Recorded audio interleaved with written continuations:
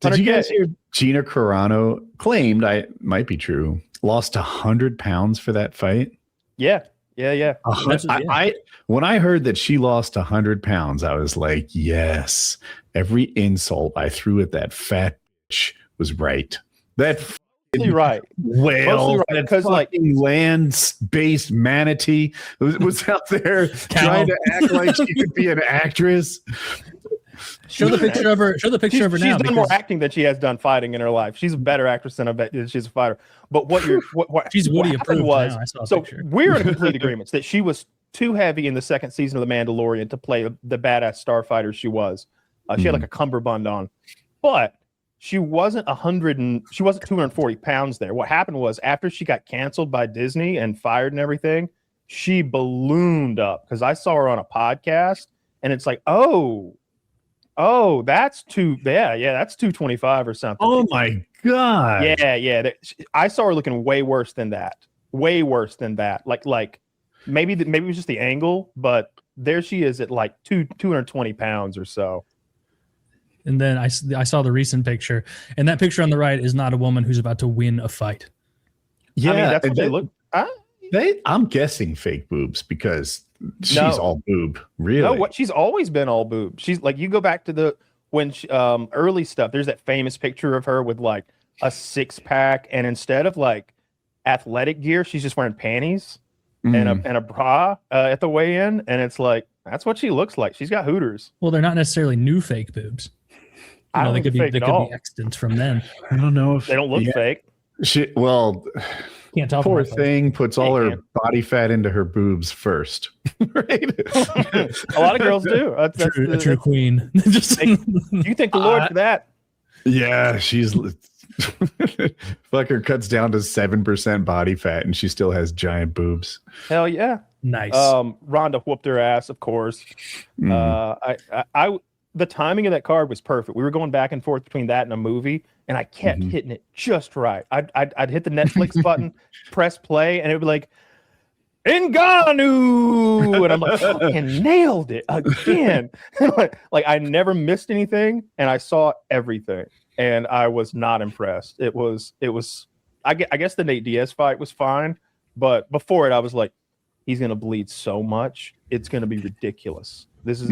Here's a guy the UFC doesn't want anymore, who was never athletic and always overrated just because he beat up a Conor McGregor that weighed 30 pounds less normally, versus a bad motherfucker who just was the bare knuckle fighting champion like last year or something like that. Like Platinum Mike Perry is a bad motherfucker, and he was throwing some fun stuff to watch. He was able to get creative on Nate Diaz. He was throwing these nice uppercuts that were all landing, these vicious over the top, like sort of like 9 to 5, what do you want to call it? Like top left corner to bottom right corner, fucking elbows that were just slashing. He had cuts all in his hair, not on his hairline, in his scalp.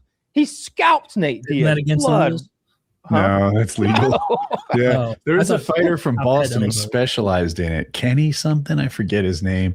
Dude, Lawrence, did you see Nate Diaz's interview afterwards? I didn't see it. I read it. They were calling for him to retire, and he's like, "Retire, man! I just fought the most violent man in the world. Maybe next time." Second most violent man in the world. I don't know. Mike Perry's such a good guy too. In the post fight, he's like, he just hit me with some jabs and stuff, and we run it back. I'll take the money, but it's gonna be the same thing, man. You saw what happened.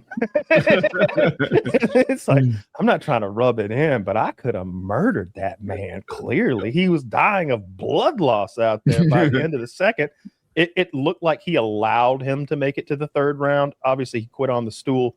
Did you see the rumors that he shit himself? No, I didn't. What do you think of them?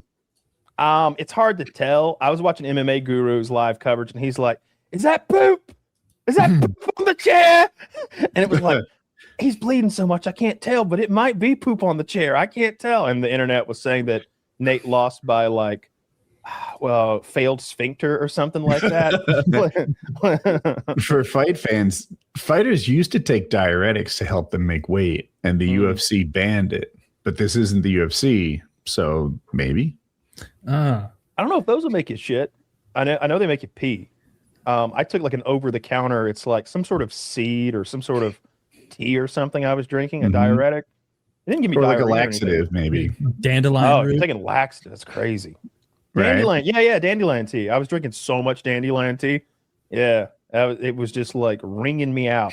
I don't understand why these guys are so bad at weight cutting and I'm so good at it. Clearly, I should have been a professional athlete. Every time I hear, they come out and they lie. That's what we should learn from this. I swear to God, I'm the last person to inflate my own like physical talents when it comes to seeing professional athletes on TV, because I still believe that these are supermen that have trained their whole life to do a single thing.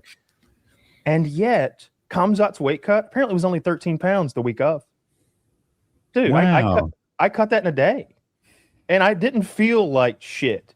I was on the treadmill, like pumping it out and laughing and sending you guys selfies and stuff. Like, it was fun. Like, I was actively running around and doing physical stuff to burn more. Like 13 doesn't seem like a lot for a guy as big as him. I weighed less and cut more and felt fine.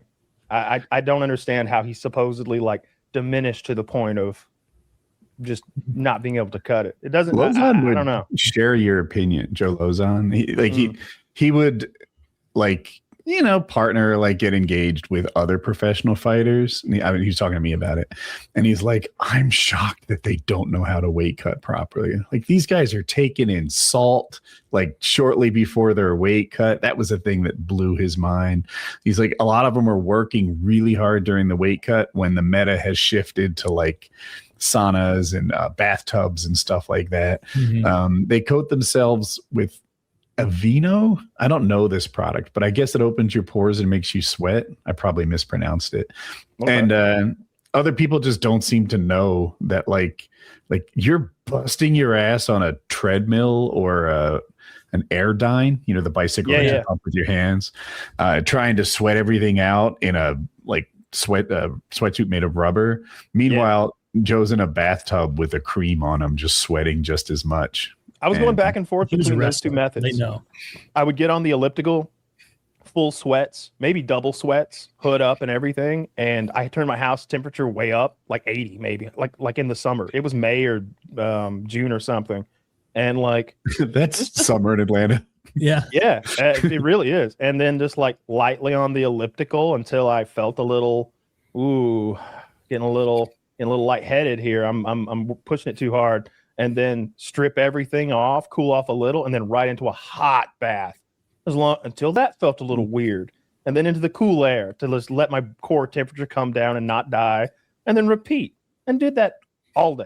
Just did that from 8 a.m. until whatever. Until I passed out halfway between my couch and bed. I could have passed out if I pushed myself too hard, but I could feel it coming on whenever I was like, ooh, pushing ourselves too much. We're getting a little overheating. It's overheating. I felt like my brain was getting too hot from just being bottled up and doing all that physical activity and then into a 104-degree bath and all that. But the weight just drips off. I don't understand it, because you're a professional athlete. You're on my TV. Figure it out. Well, maybe you could join. Like, do they have like the equivalent of like a PGA Seniors tour for UFC?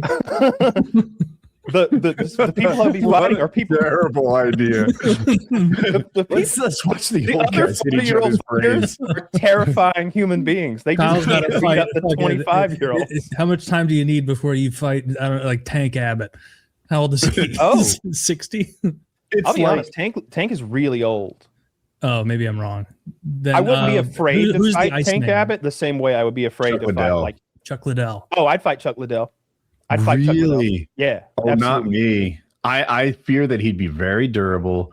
And I think that if I saw like his fists in person, I'd be like, oh, right. That makes sense. Yeah. I saw them in person. I got a picture with them at that event a couple years ago. And I was like, I can see how he knocks people out with these. That's a lot bigger. When's the last time he knocked somebody out? Fucking 2007. I remember him talking about knocking out Tito Ortiz, and he's like, "I'm not trying to knock anyone out. I'm just trying to land clean shots." And then it happens, and it was like, "Oh, that's interesting." He doesn't like go for the killer. And one of the most if you watch a lot of his knockouts, it is bundles of fight, punches. You were saying one of the most diminished athletes I can think of. Obviously, like Tito would murder me, like do anything he wanted to me, like a toy. Yeah. But I when I watched that last Chuck Liddell fight, he looked like an amateur, like not just his hands, but his feet against Tito, like everything, like his stance, his speed. He seemed awkward. He seemed like he couldn't get a shot off, and when he did, it was these slow motion shit. I think he'd look a lot better if he was fighting me.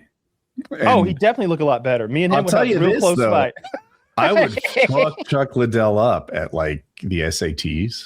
Like I think I got him there. Dude, you put a Sudoku in front of me and wonder for that guy. How about I think I'm smoking him. How long? You got 6 months to train. You have to beat Mirko Krokop. Oh my God, are you insane? That's not a good pick. No. I'm just picking UFC guys over 50.